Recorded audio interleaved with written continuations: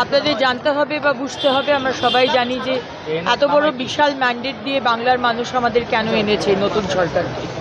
তারা এনেছে এই কারণে যে আগের সরকার যে অত্যাচার, যে চুরি, যে লুট, যে সিন্ডিকেট, তোলাবাজি, কাটমানি চালিয়েছে, তারা অন্য সরকার এটা করুক সেটা চায় না, সেই কারণেই নতুন সরকার এসেছে।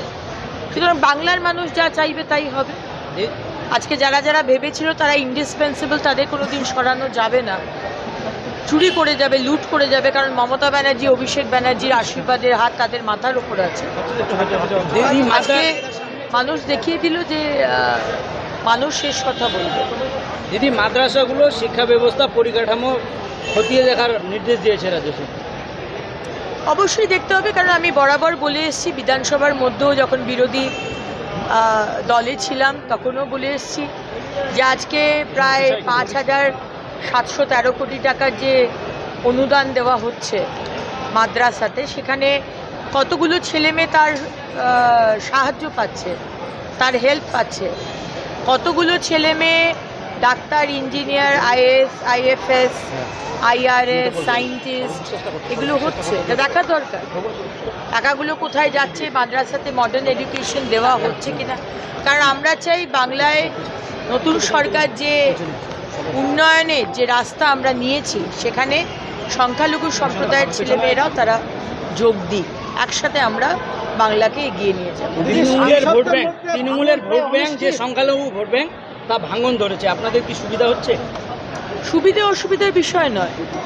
কোনো মানুষ, কোনো জাতি, কোনো সম্প্রদায়, ধর্মের ভিত্তিতে, কোনো মানে রিলিজিয়ন বেসিসে কোনো সম্প্রদায় যদি কিছু না পায় সরকারের থেকে, দিনের পর দিন তাদেরকে শুধু ভোট ব্যাংকের জন্য ব্যবহার করা হয়, ইট ইজ ভেরি ন্যাচারাল যে তারা সেই দল থেকে সরে যাবে। কারণ ultimately end of the day একটা হিন্দু মহিলা যা চায়, একটা মুসলমান মহিলাও তাই চায়, একটা শিখ মহিলা বা খ্রিশ্চান মহিলাও তাই চায়, একটা শিখ ছেলে বা মুসলিম ছেলে বা হিন্দু ছেলে বা পার্সি ছেলে, জৈন ছেলে তাই চায়। মাথার উপর ছাদ, দুমুঠো খেতে পাবো, জল পাবো, ফিল্টার্ড ওয়াটার, পিওর ওয়াটার, রাস্তাঘাট, লজিস্টিক, চাকরি, শিক্ষা ব্যবস্থা, স্বাস্থ্য ব্যবস্থা, সেটা 15 বছর মমতা ব্যানার্জি দিতে পারেননি। দেখতে পেলেন তো গতকাল মাননীয় রেলমন্ত্রী এসে এখানে নর্থ বেঙ্গল থেকে বুলেট ট্রেন শুরু হবে। যা যা রুকে রয়েছে এত বছর ধরে যা করতে দেননি, শুধু রাজনীতি করার জন্য।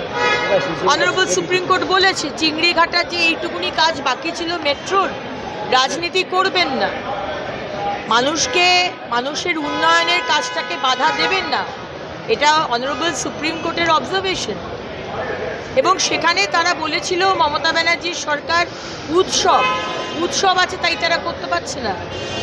অনারেবল সুপ্রিম কোর্ট সেখানেও বলেছে যে উৎসবটা বড় নয়, আজকে সমস্ত সাধারণ মানুষের বেনিফিট আমাদের আগে দেখতে হবে।